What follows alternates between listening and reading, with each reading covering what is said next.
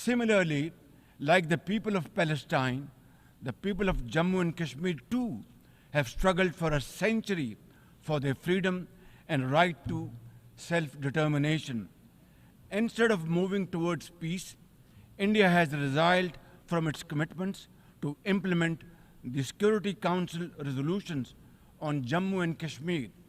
These resolutions mandate a plebiscite to enable the people of Jammu and Kashmir to exercise their fundamental right to self-determination.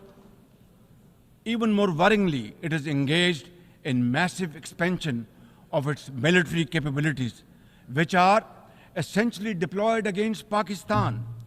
Its war doctrines envisage a surprise attack and a limited war under the nuclear overhang. Thoughtlessly, India has spurned Pakistan's proposals for a mutual strategic restraint regime. Its leadership has often threatened to cross the line of control and take over Azad Kashmir.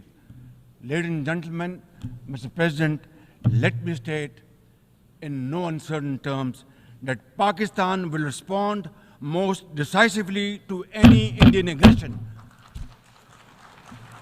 Therefore, to secure durable peace, India must reverse the unilateral and illegal measures it has taken since 5th of August 2019 and enter into a dialogue for a peaceful resolution of the Jammu and Kashmir dispute in accordance with the UN security resolutions and the wishes of the Kashmiri people. I call on the representative of India.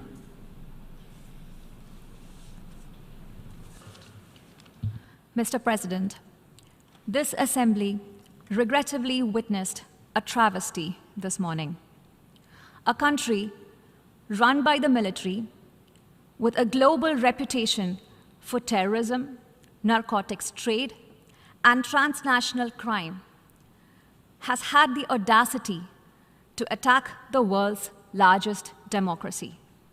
I speak about the reference to India in the speech of the Pakistani Prime Minister. As the world knows, Pakistan has long employed cross-border terrorism as a weapon against its neighbors.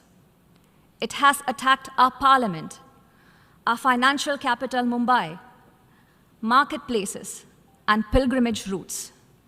The list is long.